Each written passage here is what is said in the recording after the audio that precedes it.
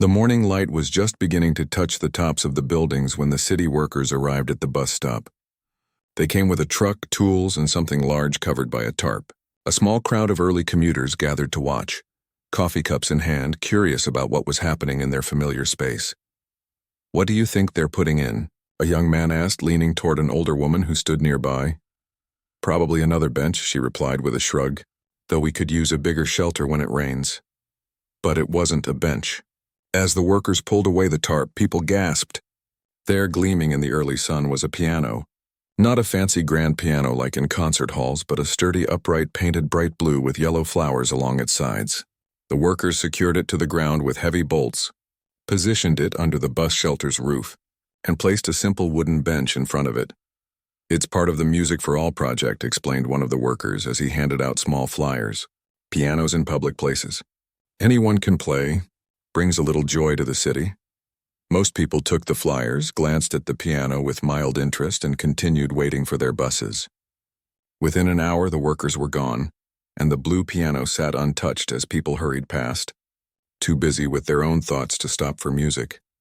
That evening, as the day shift workers headed home and night shift workers headed in, the piano remained silent. A teenage boy briefly tapped a few random keys before his friends called him away.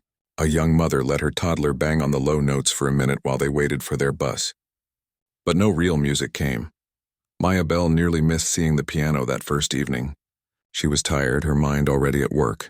At 67, she shouldn't still be working, but her small pension wasn't enough. So 5 nights a week, she cleaned offices in the downtown buildings while their daytime occupants slept in comfortable homes. The work was hard on her body, especially her hands, which had grown stiff and achy with age. She was digging in her purse for her bus pass when something blue caught her eye. Maya looked up, blinked, and stared. A piano, right there at her regular bus stop. "Well, look at that," she whispered to herself. Maya's bus pulled up and she boarded with the others, but her mind stayed with the blue piano. As the bus rolled through the city streets, memories washed over her like gentle waves. Her father saving for 3 years to buy their family piano. Her mother's face beaming with pride during Maya's first recital. The way her college professor had told her she had special hands, made for Chopin. Life hadn't worked out as she'd planned. Teaching music at the community college had been her dream job, but when the college faced budget cuts 20 years ago, her position was eliminated. She found work teaching at a private school, but after her husband Robert got sick, she needed better health insurance, so she took an office job, pushing her music aside. After Robert died, leaving her with medical bills and a half-paid mortgage, the office downsized. At her age, cleaning jobs were all she could find. Music had slowly faded from her life like a song being turned down until you couldn't hear it anymore. Their piano had been sold years ago to pay bills. Sometimes she would hum while cleaning empty offices, her voice echoing in the quiet buildings, but her fingers hadn't touched piano keys in nearly a decade. The next morning, Maya stood at the bus stop earlier than usual. She hadn't slept well, dreams of music keeping her restless. The blue piano sat there in the weak morning light, almost glowing against the gray city backdrop. No one was playing it. No one was even looking at it. Maya took a step toward it, then stopped. Her hands, red and swollen from last night's work scrubbing bathroom floors, looked nothing like the hands of the pianist she once was. What would people think seeing an old woman in worn clothes sitting at this beautiful instrument? She turned away, embarrassed by her own thoughts. But the next morning, she came early again. And the next. Each day, she would stand a little closer to the piano, like approaching a wild animal she didn't want to scare away. Sometimes she would watch others play, a businessman picking out Heart and Soul with 2 fingers, a young woman in headphones playing a pop song Maya didn't recognize. A week passed. Maya had started carrying a small bottle of hand cream, massaging it into her stiff knuckles during her bus rides. At night, while cleaning, she would flex her fingers between tasks, doing the warm-up exercises her old teacher had taught her.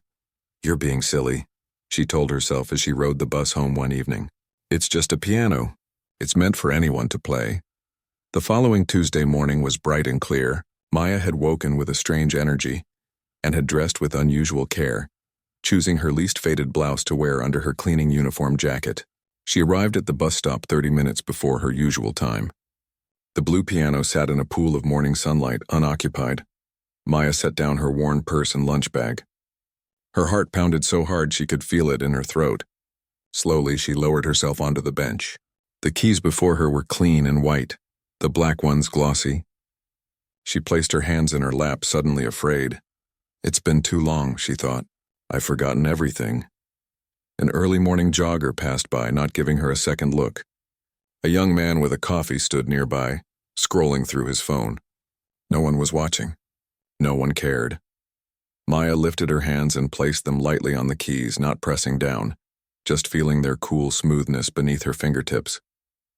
She closed her eyes. In her mind, she could see sheet music she had once known by heart. Gently, she pressed a single key. A clear C note rang out. She pressed another, then another. A simple C major scale, the first thing she had learned as a child. Her fingers remembered moving from one note to the next. When she reached the top C and came back down, she opened her eyes, surprised to find tears blurring her vision. Without thinking, she began to play a simple melody, a folk song her father had loved. Her fingers felt stiff and clumsy, missing notes here and there, but still finding their way. The morning air seemed to soften around the music. When she finished, she noticed a small girl watching her, holding her mother's hand. "That was pretty," the girl said. "Can you play something else?" Maya smiled, the first real smile that had crossed her face in weeks. "I'm just remembering how," she said. "But I think I could try a little more tomorrow." The girl nodded seriously before her mother gently pulled her toward their arriving bus.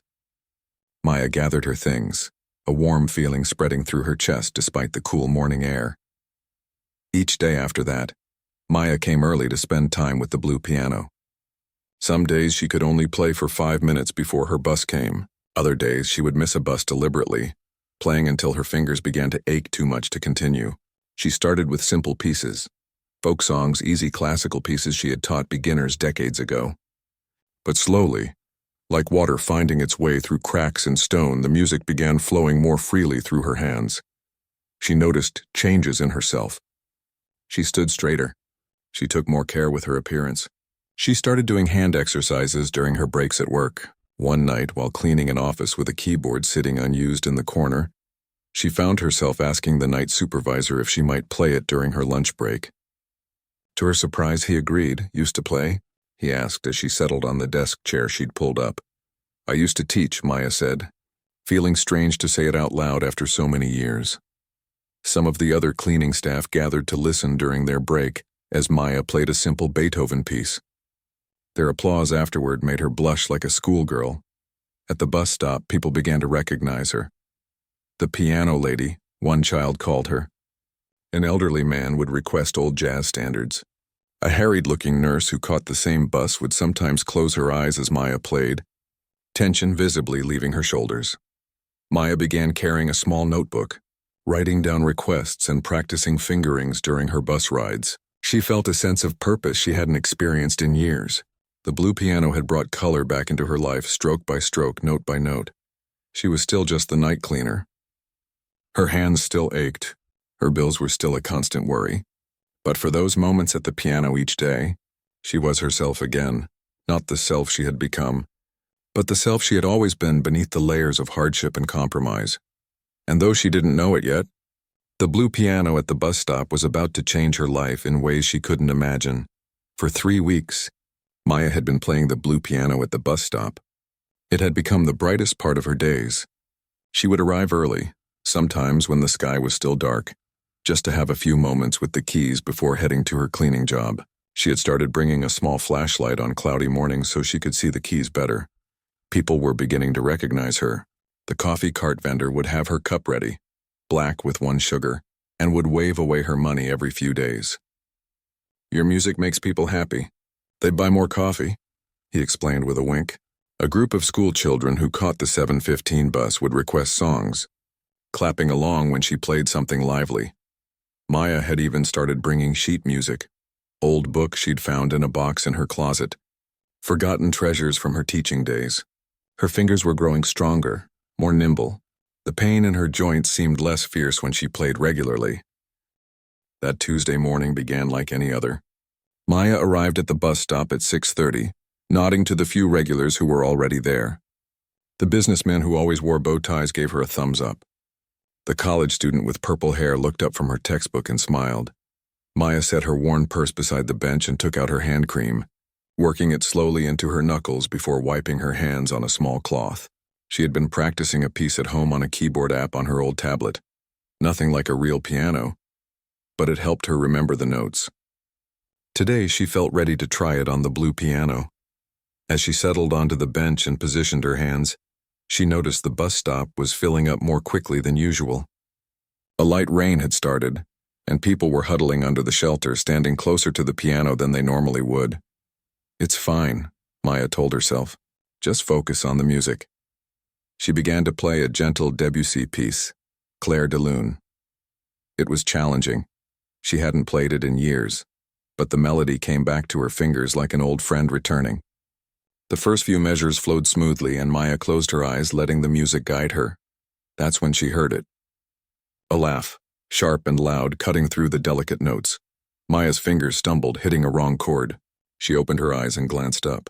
Most people were looking at their phones or staring into the distance with that glazed commuter expression, but one man was looking directly at her, a smirk on his face. He was tall and well-dressed in an expensive-looking gray suit. His leather briefcase probably cost more than Maya earned in a month. He leaned toward the woman next to him, also in business attire, and said something. The woman gave a polite half-smile but looked uncomfortable. Maya tried to continue playing, but her concentration was broken. She hit another wrong note, then another. The beautiful melody was falling apart under her fingers. The man laughed again, louder this time.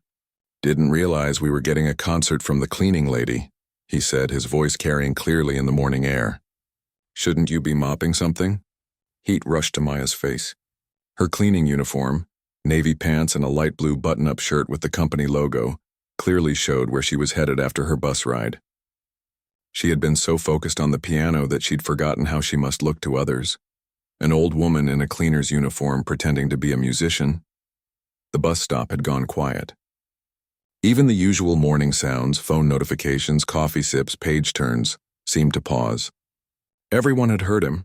I think she's quite good, said the college student with purple hair, but her voice was small, and she didn't look up from her book. The man, Maya could now see a name badge clipped to his belt that read, Richard Chen, executive director, raised his eyebrows. Sure, for someone who cleans toilets for a living, but some of us have actually been to real concerts. He turned to address the bus stop at large. Isn't this supposed to be public property? Should just anyone be allowed to touch it? Maya's hands froze above the keys. Her throat tightened painfully. She hadn't felt this kind of shame since she was a child, when her second-grade teacher had mocked her homemade dress in front of the class. With trembling hands, she gathered her sheet music, some pages falling to the ground in her hurry. She stuffed them into her purse, not caring that they were getting crumpled. I'm sorry, she mumbled, though she wasn't sure who she was apologizing to. I didn't mean to bother anyone. You weren't bothering me, said the bow-tie businessman. But he said it quietly after Richard had turned away. Maya stood up, clutching her purse tightly against her chest. Her usual bus wasn't due for another 15 minutes, but suddenly she couldn't bear to stay at the stop. She would walk to the next one, even if it made her late for work. As she hurried away, she heard the coffee vendor call her name, but she didn't turn back. The light rain soaked through her thin jacket as she walked quickly down the street, head down, trying to disappear. For the rest of the day, Maya moved through her cleaning duties like a ghost. She scrubbed floors, emptied trash cans, and wiped down surfaces with mechanical precision, her mind replaying the morning's humiliation on an endless loop. Shouldn't you be mopping something? The word stung more because, well, here she was, mopping something. This was her life now. Who was she kidding with the piano playing? She was just an old woman with arthritic hands and faded dreams. That night, Maya took a different bus home, getting off 2 stops away from the blue piano. She did the same the next morning, adding 20 minutes to her commute each way. On Thursday, her supervisor asked if she was feeling well. She seemed off. Just tired, Maya said with a weak smile. By Friday, Maya had convinced herself that the blue piano had been a silly distraction. She had work to do, bills to pay. Playing music was a luxury she couldn't afford to indulge in, especially if it meant exposing herself to ridicule. But that evening, as she was finishing her shift, her phone buzzed with a text message. It was from her granddaughter, Lily. "Grandma, where are you? I came to hear you play at the bus stop this morning, but you weren't there.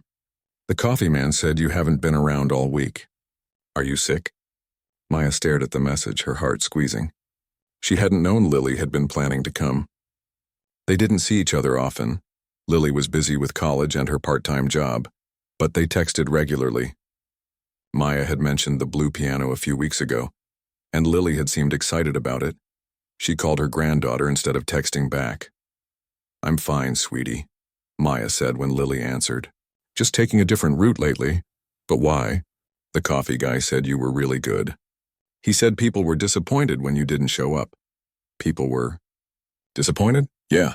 He said a little girl asked about you, the piano lady, and some businessman with bow ties kept looking for you."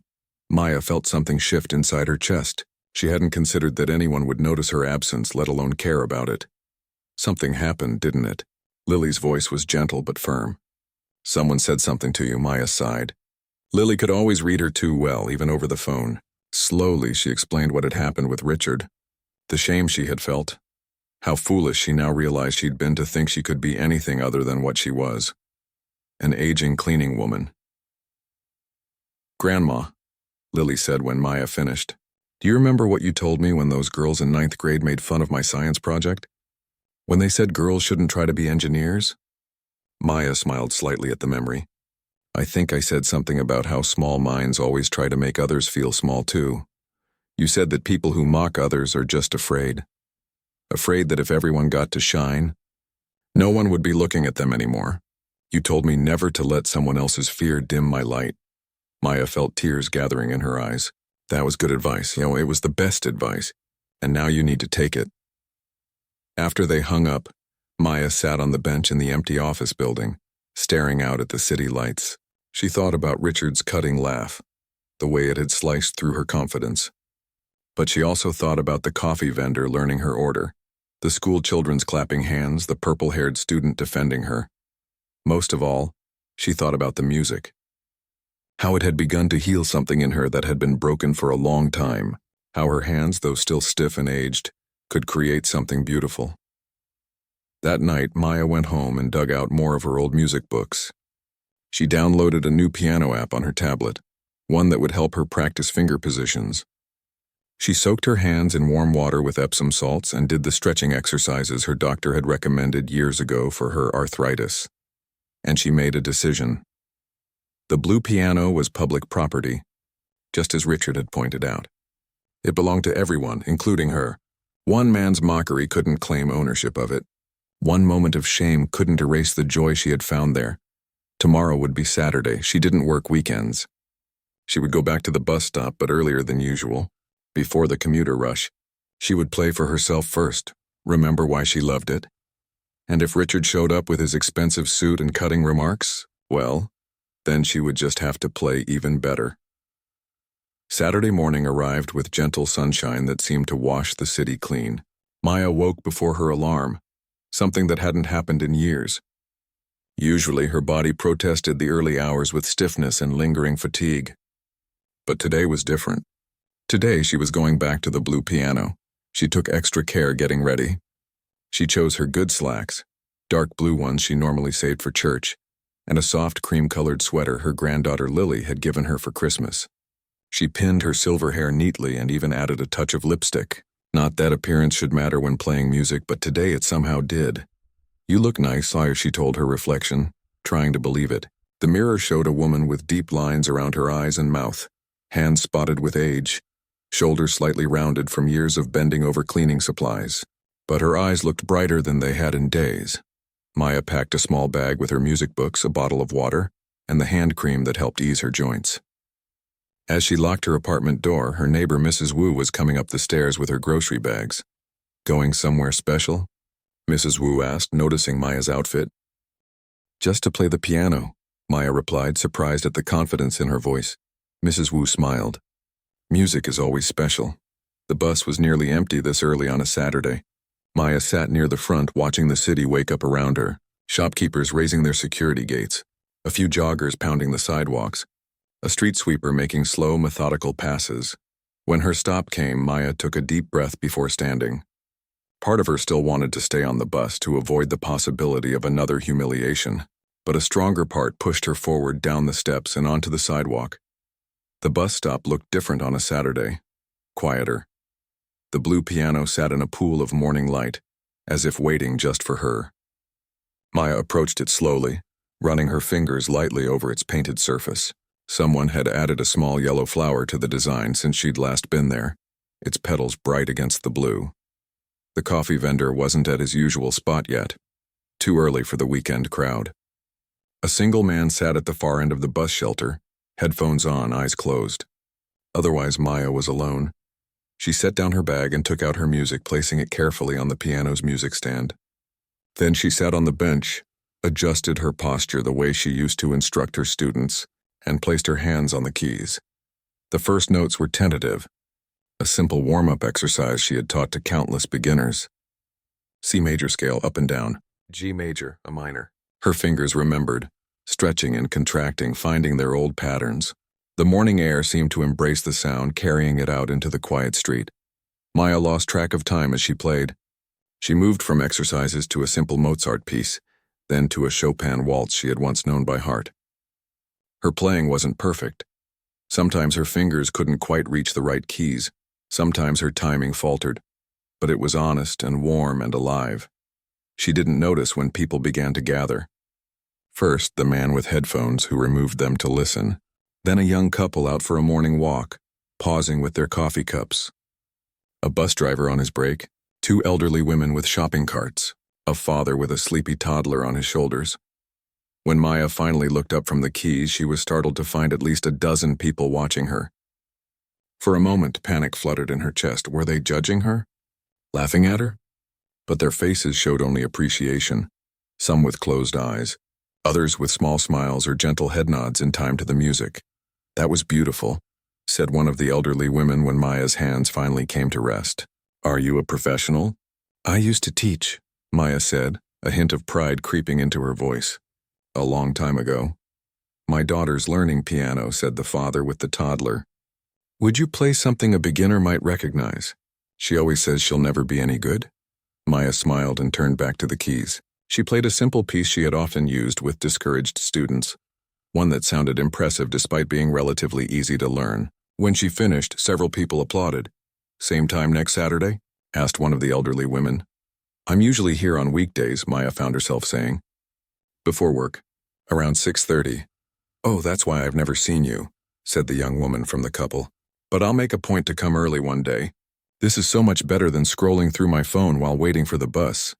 People began to drift away as buses came and went. Maya continued playing, moving to jazz standards her husband had loved, then folk songs she remembered from childhood. The sun rose higher, warming her shoulders. For the first time in days, the memory of Richard's mocking laugh seemed distant and small. Around 9 o'clock, she decided to take a break. Her hands were beginning to ache and she needed water. As she reached for her bag, a shadow fell across the piano keys. "So you came back." Maya's heart jumped. She knew that voice. Slowly, she looked up into Richard's face. He wasn't wearing a suit today, just expensive-looking casual clothes. But his expression held the same superiority she remembered. Maya began, but her voice caught.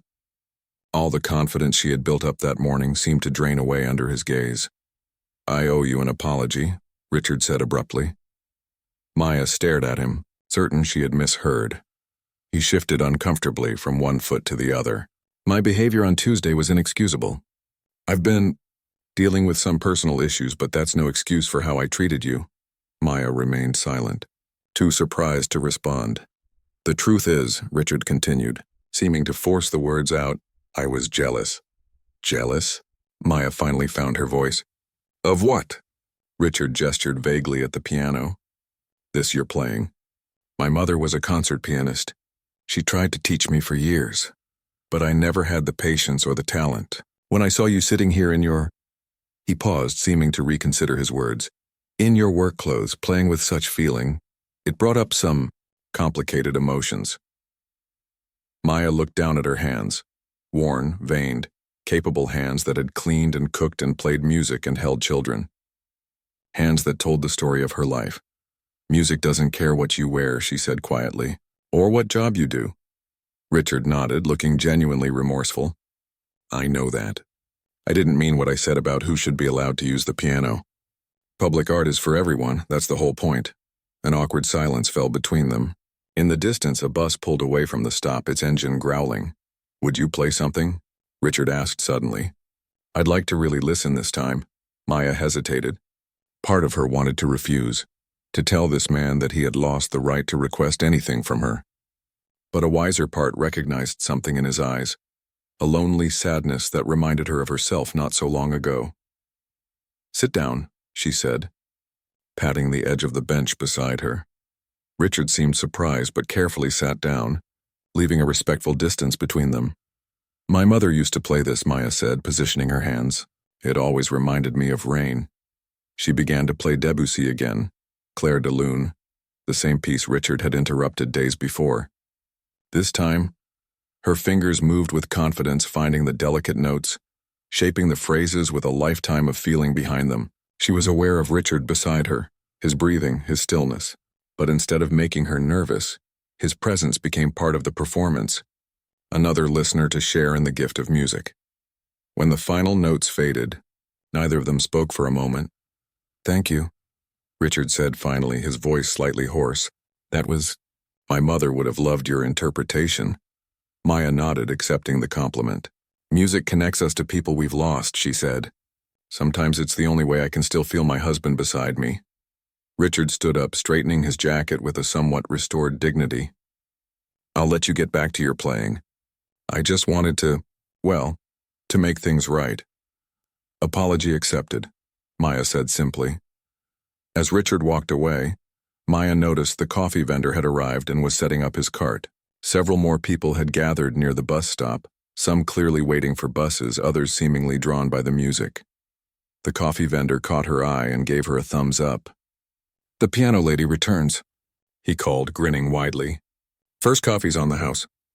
Maya laughed, feeling lighter than she had in days. She turned back to the piano, flexing her fingers before placing them on the keys again. The morning stretched before her, full of possibility and music, and on Monday she decided she would return to her regular schedule. Early morning at the blue piano, then off to her cleaning job with music still singing in her mind. Not because she had anything to prove to Richard or anyone else, but because she had remembered something important.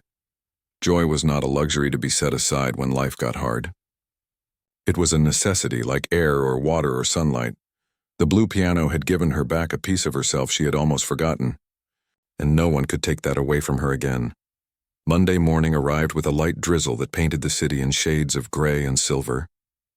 Maya woke early, listening to the gentle patter against her window. Weather like this usually made her joints ache more, but today she barely noticed the pain. Her mind was already at the bus stop, already with the blue piano. She dressed in her cleaning uniform, but added a colorful scarf her granddaughter had knitted for her birthday, a small touch of brightness against the navy blue. As she gathered her music books, her phone buzzed with a text from Lily. Knock 'em dead today, Grandma. Wish I could be there to see you play. Love you. Maya smiled, typing back a quick thank you. Lily had been so excited when Maya told her about returning to the piano on Saturday, about Richard's apology. See? Lily had said during their phone call. You showed him. You showed everyone. The bus was nearly empty as Maya made her way to her stop. The rain had kept many people in bed a bit longer, waiting for it to ease. But Maya didn't mind the weather. There was something peaceful about rain, something that went well with Debussy and Chopin. When she arrived at the bus stop, she was surprised to find it wasn't deserted. The coffee vendor was already setting up much earlier than usual. And there, sitting on one of the benches with an oversized umbrella, was the college student with purple hair. You came, the student said, jumping up. The coffee guy said you might be back today. I'm Zoe, by the way. I've been wanting to introduce myself properly. Maya, she replied, touched that the young woman had made a special effort to be here. I'm skipping my first class for this, Zoe admitted with a grin. But Professor Wilson is boring and this is way more interesting. Will you play something, please? The coffee vendor looked over. Make it something lively, Maya. This rain is making everyone sleepy. Maya laughed, setting her bags under the shelter where they'd stay dry. She wiped the piano bench with a small towel she'd brought. then sat down and flexed her fingers. Despite the early hour and the damp air, she felt warm inside, welcomed. She began with a ragtime piece, something upbeat to counter the dreary weather. Her fingers danced over the keys, the syncopated rhythm bringing an immediate smile to Zoe's face. The coffee vendor started tapping his foot as he arranged his cups and napkins.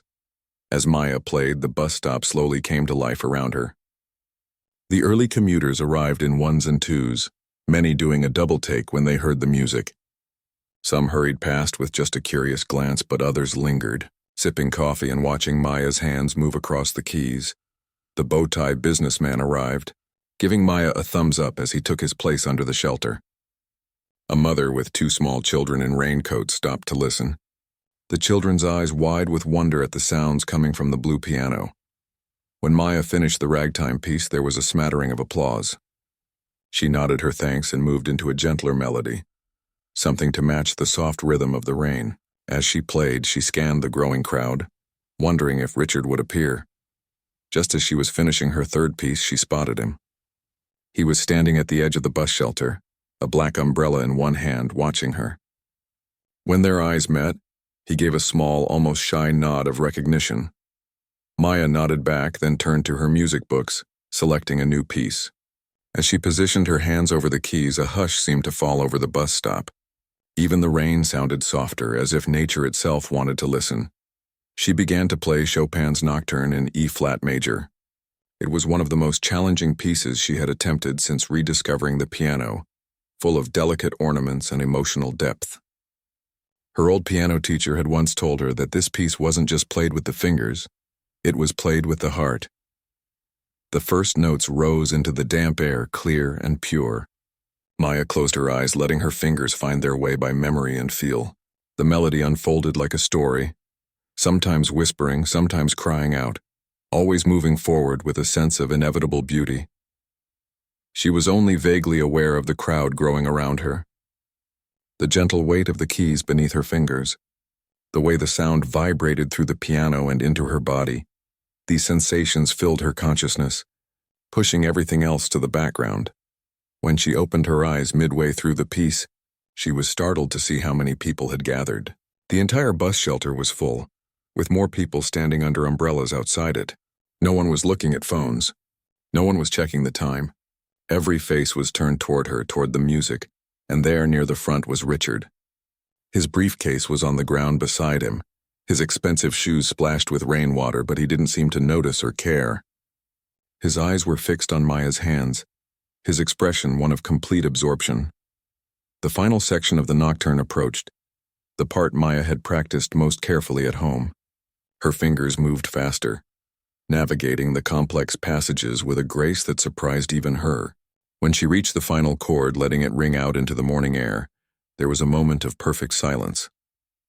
Then someone started clapping. Then another person and another, until the whole bus stop erupted in applause. Maya felt heat rise to her cheeks, but it was a pleasant warmth, nothing like the burning shame she had felt when Richard laughed at her. "That was extraordinary," Richard said, stepping forward. "Truly extraordinary." Others murmured agreement. The mother with the children beamed at Maya. "My kids didn't move once," she said. "That's a miracle in itself." Zoe, the purple-haired student, was wiping tears from her eyes. "I didn't know a piano could sound like that," she said. "Like it's actually speaking." The crowd began to thin as buses arrived, carrying people away to their jobs and schools and appointments. But the feeling in the air remained. Something special had happened. Something that had touched everyone who heard it. As Maya gathered her music to make way for her own bus, Richard approached her again. "I have a proposition for you," he said, looking uncharacteristically nervous. "I don't know if you'll be interested, but I'd like to discuss it. Do you have time for coffee after work today?" Maya hesitated. Despite his apology on Saturday, she still felt wary around him.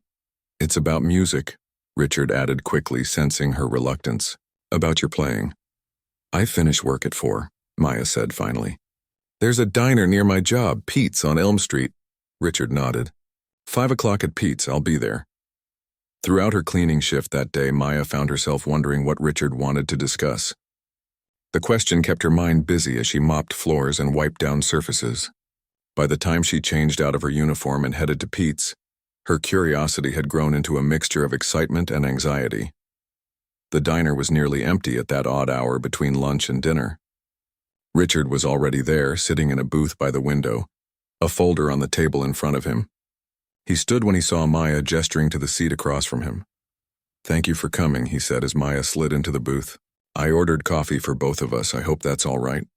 Maya nodded, noticing that Richard seemed different here, less confident, more human somehow. "I'm not sure if I mentioned this before," he began, "but I'm on the board of the Downtown Community Music School." Maya's eyebrows rose in surprise. She knew the school by reputation. It was well respected, offering music education to students of all ages. "We've been having some challenges lately," Richard continued. "Budget cuts, declining enrollment. But our biggest problem is finding qualified teachers who can really connect with students." He paused, meeting Maya's eyes directly. "Especially our senior piano teacher retired last month and we haven't found a replacement." Maya's heart began to beat faster. "What are you saying?"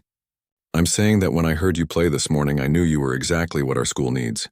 Not just technical skill, but real feeling, real understanding of the music." Richard pushed the folder toward her. "This is information about the position. It would only be part-time to start. 2 afternoons a week teaching beginners and intermediate students." Maya's hands trembled slightly as she opened the folder. Inside was a description of teaching duties, schedule options, and, her breath caught, a salary figure that was nearly double what she earned for the same hours of cleaning. "I can't possibly," she began, but Richard interrupted her. "Before you say no, just think about it. We need someone like you, someone who remembers what it's like to fall in love with music for the first time, someone who can teach not just notes on a page but how to put your heart into what you play." He smiled slightly. "And after what I heard this morning, I'm quite certain you're that person." Maya looked down at the papers, memories flooding back, the joy on students' faces when they mastered a difficult piece, the pride she felt in their accomplishments, the community of music lovers she had once been part of. "I haven't taught in 20 years, she said softly. "Some things you don't forget," Richard replied, "like riding a bicycle or playing Chopin in the rain." A waitress brought their coffee, and as Maya wrapped her hands around the warm mug, she felt a sensation she hadn't experienced in a very long time. The feeling of her life-changing direction, of doors opening where she had thought there were only walls. "I'll think about it," she promised. And as she sipped her coffee, watching the rain start up again outside the diner window, Maya realized she was already imagining herself in a classroom again, sharing the gift of music that the blue piano had helped her rediscover. 3 months had passed since that rainy morning when Maya played Chopin at the bus stop. 3 months since Richard had offered her the teaching position at the Downtown Community Music School. 3 months that had changed everything. Maya stood at her apartment window watching the early summer sunrise paint the city gold. Her cleaning uniform hung in the closet, unworn for weeks now. She still worked part-time cleaning offices, but only 2 nights a week. The rest of her time was devoted to teaching piano, something she had never expected to do again. She sipped her morning tea, smiling at the stack of student folders on her small dining table. Inside each one were practice notes, sheet music, and little stickers she gave out for good work, stars and musical notes and smiling pianos. Her students ranged from 7-year-olds just learning where Middle C was located to retirees finally pursuing a lifelong dream of playing music. Her phone buzzed with a text message from Lily. "Good luck today." "Grandma, you're going to be amazing." Today was special. The music school was holding its first outdoor concert in the city plaza, a community event to showcase both students and teachers. And Maya would be performing, not just accompanying her students or playing background music, but giving a real solo performance for the first time in decades. She texted back a quick thank you, then moved to the old keyboard she had set up in the corner of her living room. The school had let her borrow it for home practice, and she still marveled at having an instrument in her home again after so many years without one. Her fingers moved through warm-up exercises automatically as her mind wandered to how quickly life could change. From cleaning offices at night and barely making ends meet, to teaching music and feeling that spark of purpose again, from being laughed at by a stranger, to finding a new friend and mentor in that same person. Richard had been true to his word. He had championed her hiring at the school board meeting, brought her student applications himself, and even arranged for proper work clothes to be purchased on the school's budget. An investment in our newest faculty member, he had called it. The bus stop piano remained a special place for Maya. She still played there at least once a week, usually on Saturday mornings when she didn't have to rush off to work or classes. A community had formed around these informal concerts. Regulars who came specifically to hear her play, bringing folding chairs and thermoses of coffee. The coffee vendor had started selling piano lady specials, cups of hot chocolate with whipped cream and cinnamon on top. Children would bring their homework to do while listening to the music. Elderly couples would dance slowly on the sidewalk to her waltzes and love songs. Even the city had taken notice.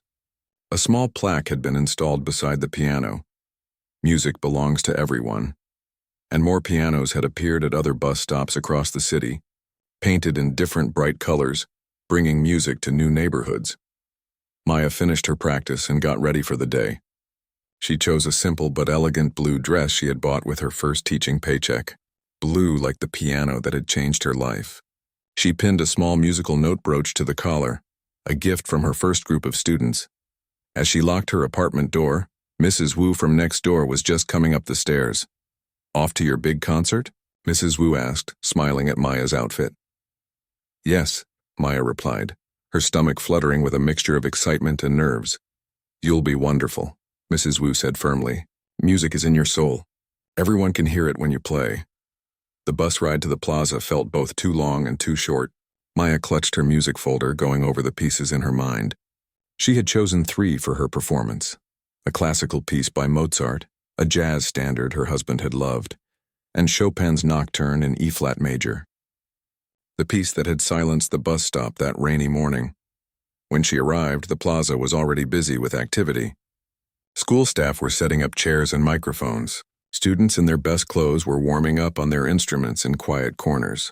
Parents were arranging bouquets and cameras. "Maya," called a familiar voice. Zoe, the purple-haired college student from the bus stop, hurried over. She had become one of Maya's adult students, fitting lessons around her college classes. "I brought you these," she said, handing Maya a small bouquet of yellow daisies. "For good luck." "Thank you, dear," Maya said, touched by the gesture. "Are you nervous about your piece?" Zoe nodded, terrified. "But you always say nerves just mean we care about doing well." Maya smiled, recognizing her own words coming back to her. "And you will do well. Just remember to breathe." As they talked, Richard approached, clipboard in hand and looking unusually harried. "There you are," he said to Maya. "We've had a small change of plans. The mayor is here, and he's asked to say a few words before the concert." He checked his watch. "That means we're pushing everything back 15 minutes. Are you okay with being the closing act instead of opening?" "Closing?" Maya's eyes widened. "But that's the most important spot." Richard nodded. "Exactly. Save the best for last." He squeezed her shoulder gently. "The whole board agrees. You've become the heart of the school, Maya." Before she could respond, he was called away to deal with another logistical issue. Maya found a quiet bench to sit on, watching as the plaza filled with people. Not just families of students, but community members, local business owners, even the coffee vendor from the bus stop with his cart set up at the edge of the crowd. The concert began with a speech from the mayor about the importance of arts in the community, followed by student performances. Maya watched with pride as her students took their turns, some playing confidently, others with shaking hands but determined expressions. She applauded each one, feeling a teacher's special mix of anxiety and joy. Between acts, she spotted Lily arriving with a group of friends, waving excitedly from the back. Then, surprisingly, some of the regulars from Maya's cleaning job, the night supervisor and 2 of the other cleaners. They had never heard her play before. The community she had built was coming together, different worlds connecting through music. When it was finally time for Maya's performance, Richard introduced her with words that brought unexpected tears to her eyes. "Some people think music belongs only in grand concert halls, played only by those with fancy degrees and expensive instruments," he said to the crowd. "But our final performer today reminds us that music belongs everywhere, in schools and homes, and yes, even at bus stops." There was a ripple of knowing laughter from those familiar with Maya's story. "She has taught our students not just how to play notes, but how to play with heart. Please welcome Maya Bell." As Maya walked to the piano set up center stage, she felt a moment of panic. There were hundreds of people watching. What if she made a mistake? What if her hands, which still ached on cold mornings, failed her now? But then she sat at the bench, positioned her hands over the keys, and felt a calm certainty wash over her. This was where she belonged. This was what she was meant to do. She began with Mozart, the notes crisp and clear in the summer air. The plaza fell quiet except for her music, even the birds seeming to pause their songs to listen. She moved into the jazz piece next, letting the rhythm swing and sway, watching some couples in the audience begin to sway with it. Finally, she took a deep breath and began the Chopin Nocturne. As she played, memories flooded through her. The first time she had seen the blue piano at the bus stop, the shame of Richard's laughter, the joy of returning to music after so many years without it. The piece had become her story, and she played it now with all the emotion of that journey. When the final notes faded into silence, the audience remained still for a heartbeat. Then they rose to their feet, applause thundering across the plaza.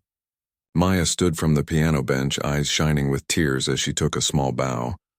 As the applause continued, she noticed a city worker wheeling something covered with a tarp toward the center of the plaza. The mayor stepped forward again, gesturing for quiet. In recognition of how music can transform not just individuals but entire communities, he said, the city council has voted to place public pianos in 10 more locations throughout our city. And the first one, he nodded to the worker who pulled away the tarp, is this one, for our central plaza.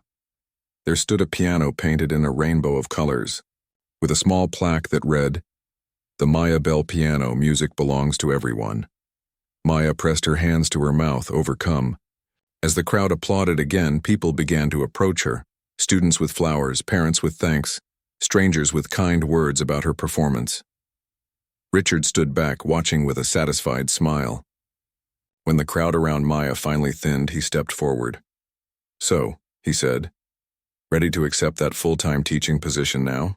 The board approved it unanimously this morning. Maya looked at the colorful piano, at the faces of her students, at Lily beaming with pride, at the community that had formed around a simple act of courage, sitting down at a bus stop piano despite fear and shame. "Yes," she said, her voice strong and clear. "I'm ready."